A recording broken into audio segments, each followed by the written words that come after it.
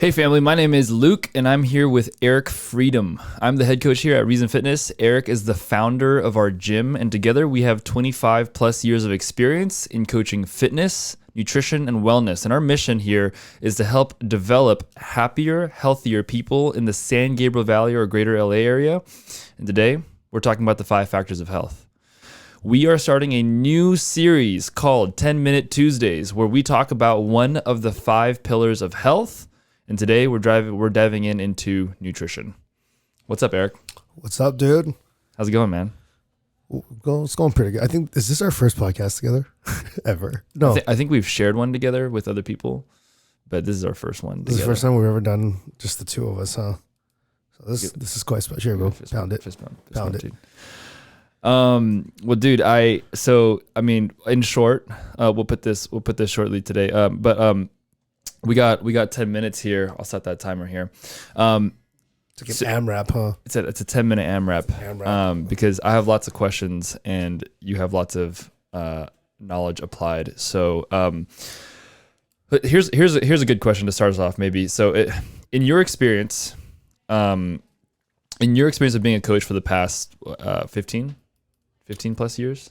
How many years have you been a coach for? I'm 35 this year, and I started at 16 years. So 16 years. Okay, so in your experience of being a coach for the past 16 years, what would you say are the three biggest hurdles in attaining great nutritional habits for everyone? Nutritional habits. So biggest hurdles. What are the hardest things that people have to get over to attaining really great nutritional habits for their goals?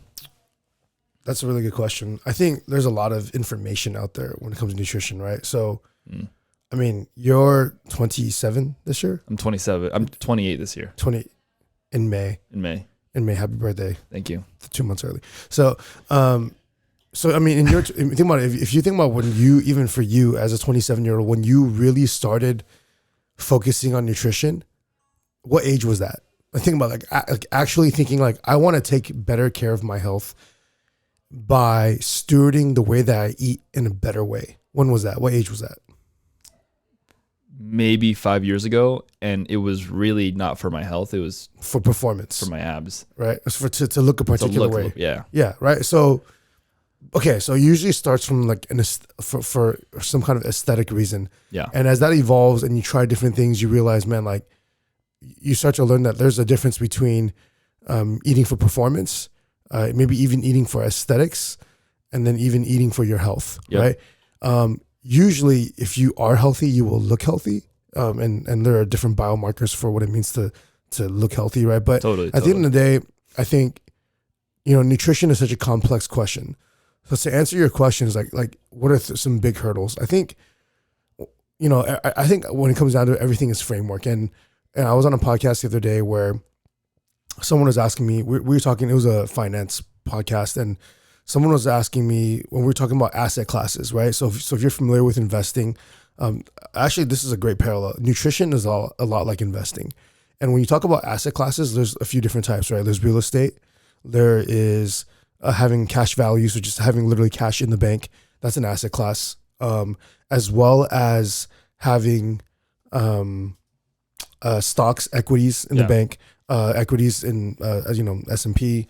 So there's really a few different asset classes that you can have where you have your money sunk. And just to be clear, right? Can you define for us what an asset class is? Like, what is the purpose of an asset class? So like a lot of people when they're investing, they want to put money into different things so that not one thing is making or either gaining or losing all of the value of their net worth. So so people talk about being quote unquote diversified. And it was really interesting when he was asking me that. And I was like, yeah, you know what? I think I don't know what the best asset class is, but what I do think is the best asset class is having clarity. So I think clarity is the most important asset that one can have. And the reason why I say clarity is the most important thing that one can have is because when you are clear on what you want to do, who you want to be, and what you want to accomplish, there's no stopping you from doing that, because then the rest of it is just knowledge. And I'll kind of get into what that framework means. But when you're clear, like think about you and me today. Yeah. With what we know today, you're 27, I'm 35 years old. I don't think I know it all. I think I have tons to learn. I love picking the brains of people that have lived more life than me. Yeah. But when you look at our lives, we know what we know, and we've gained a particular level of clarity Yeah. over lifestyle choices, values, habits. There's a framework in which you operate and believe in that, like, for example, you wake up probably about the same time every day. Yep. That is a value that you have developed Yeah. and then you have executed and stacked on over time. Yeah. Someone that wakes up different at a different time every day does not have that value. Yeah. Right? You've drilled that over and over. That is a value that you have that is an asset to you. Yeah. So if you were to take everything that we have materially, as long as you can't take who you are from you, 5 years from now, 10 years from now, you're probably gonna just be in the same place again, even if you had nothing. And the reason why is because the clarity that you have will drive you to get to where you are today again. Love it. Love Right. it. So essentially clarity being the solution, and one of the biggest hurdles to that, obviously it feels like either lack of clarity or confusion about Correct. like where to start Correct. or what to do. Correct. Yeah. Yep. So that's a huge hurdle. Okay, what's another one? Do you want to go so deeper on clarity, I think, encompasses everything. It's the whole picture of everything that, like, it's like when you are clear, it is a powerful position to be in. But the problem is clarity comes with a bunch of different things. And what people have, one piece of clarity, they don't have the other, is because they don't have all the steps. Yeah. So I think there's 3 steps to getting really, really clear on your nutrition. that? Okay. The first step is having knowledge. The Okay. second step is having practice. And then the third step is having sustainability. Love it. And what I mean by that is, we talk about this in our leadership meetings a lot. I talk about what it takes to create intentional change. Yeah. And it comes from ICT, intentional change theory, right?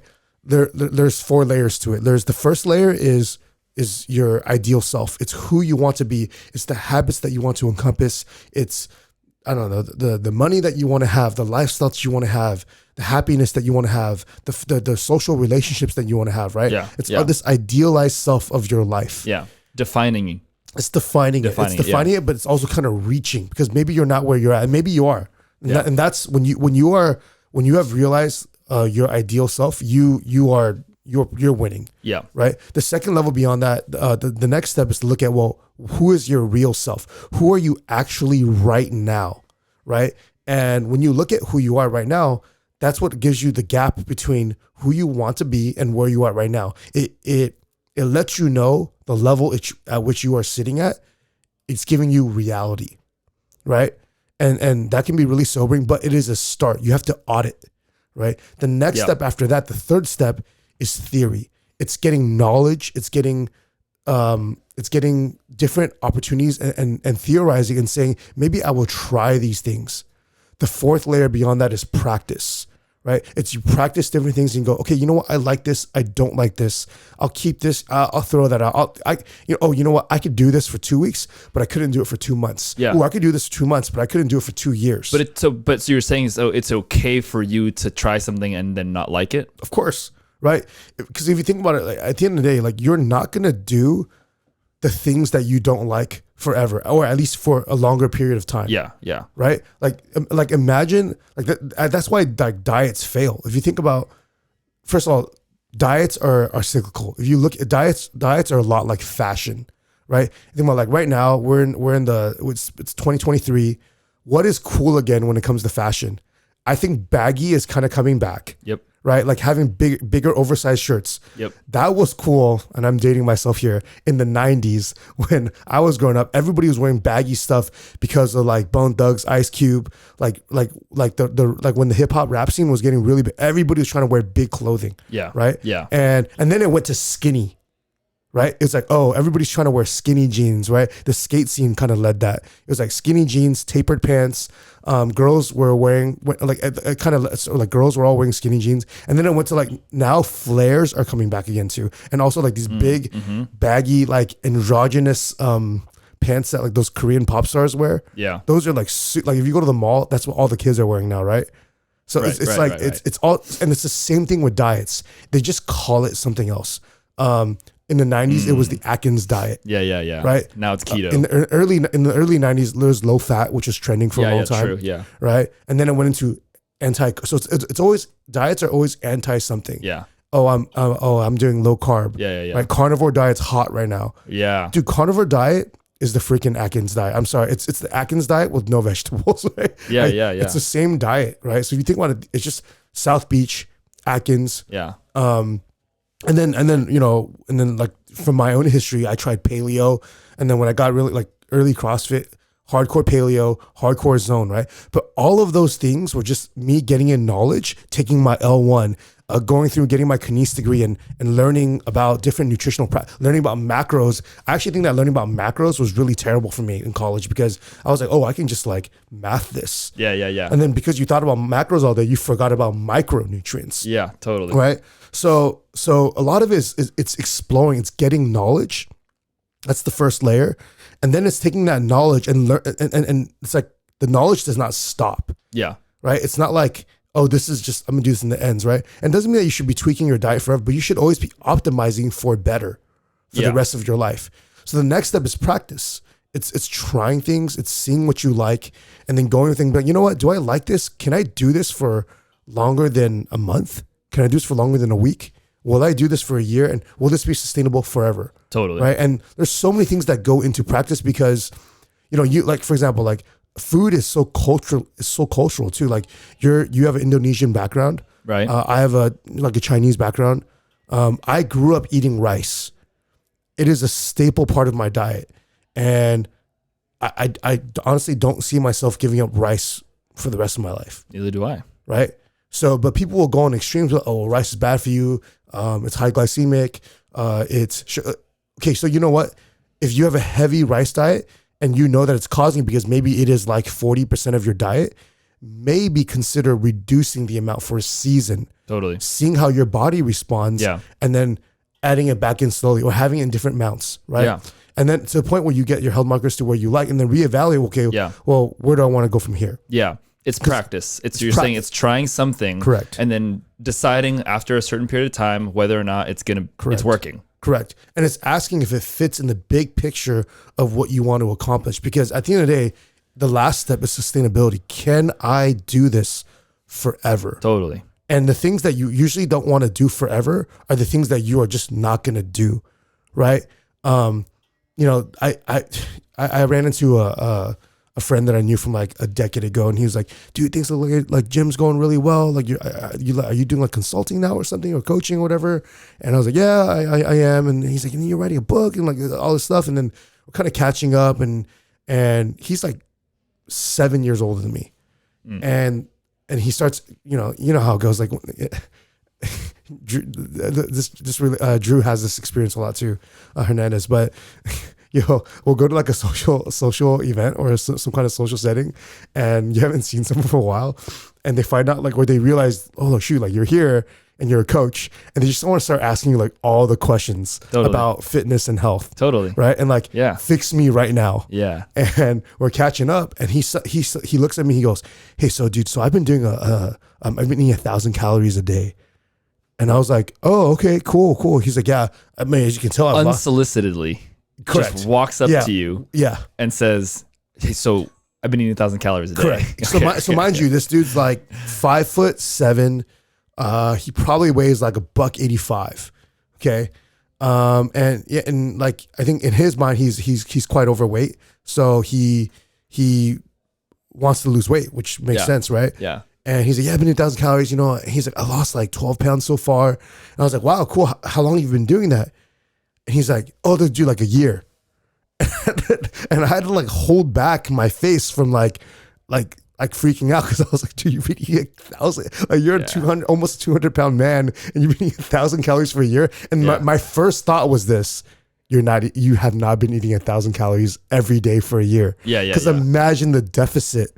Just on every 3-day rolling. Like think about this. What do you think his metabolic rate is? For a 200-pound man? 180. 180. He's low, probably, like not too muscular. Yeah, he's probably somewhere between 15 to 1,800. Okay, right. So I would say probably 18. And he's like doing excessive cardio too. So he's doing a lot of running. So I think that his average burn rate is probably like 2,500. So if you do the math, probably over the course of 3 days, he's probably losing about a pound a day, every 3 days.